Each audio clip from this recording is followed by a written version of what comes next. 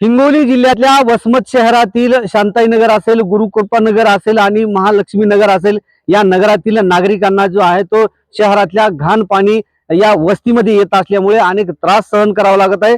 आपण पाहू शकतो या ठिकाणी या परिसरातील नागरिकांच्या घरासमोर नदीचं स्वरूप आलेलं आहे आणि याच वस्तीमध्ये जे आहे ते साधारणतः 100 ते 150 नागरिक मोठी वस्ती करून राहत आहेत आणि वयोवृद्ध नागरिक असतील, शाळकरी विद्यार्थी असतील, यांना मोठा त्रास देखील सहन करावा लागत आहे. आणि याच संपूर्ण बाबींचा आढावा घेऊयात. आपल्यासोबत या परिसरातील नागरिक आहेत, महिला देखील काही आहेत. की दादा, आपण या परिसरामध्ये राहताय, वस्तीमध्ये राहताय, कसला त्रास आहे आणि किती वर्षापासून त्रास आहे, काय सांगा नाव? सर माझं नाव मुकुंद. सर आम्ही या वस्तीमध्ये बरेच वर्षापासून राहतोय. वसमत शहराचं संपूर्ण जे सांडपाणी आहे ते संपूर्ण इथेच येऊन जमा होत आहे. आमचे लेकरं इथे खेळतात, त्यामुळे या पाण्याचा त्यांच्या आरोग्यावर भरपूर असर होत आहे, परिणाम होत आहे. आमची अशी विनंती आहे की पाण्याचं काहीतरी उपाययोजना करून द्यावी, ज्यामुळे सर्वांच्या आरोग्याला हितकारक असेल.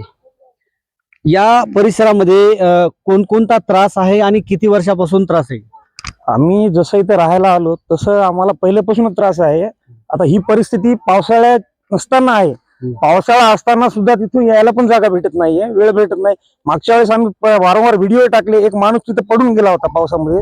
तर त्यावेळेस ती परिस्थिती असती तर आम्हाला गाड्या खूप दूर लावाव्या लागतात, मुलांना शाळेत 2-2 दिवस जायला नाही भेटत. त्यानंतर पुन्हा आता जी सध्याची जी परिस्थिती आहे याच्यात माणसं जनावर सुद्धा बिमार पडत या पाण्यामध्ये. सध्या नगर परिषदेची निवडणूक चालू आहे.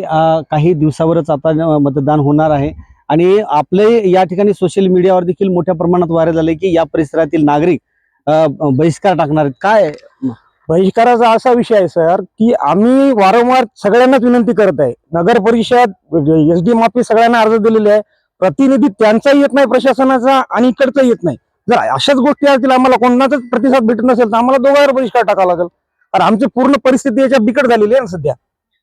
काही महिला आहेत, ताई तुम्ही इथे गृहिणी आहात, काय अडचणी आहेत तुम्हाला? सर मग लेकरं खेळू शकत नाहीत ह्या दुर्गंधीमुळे. इथे त्यांना अडचण होते खेळायला वगैरे. पाणी घाण ही सगळ्या नाल्यांचं पाणी इकडेच आहे, त्यामुळे.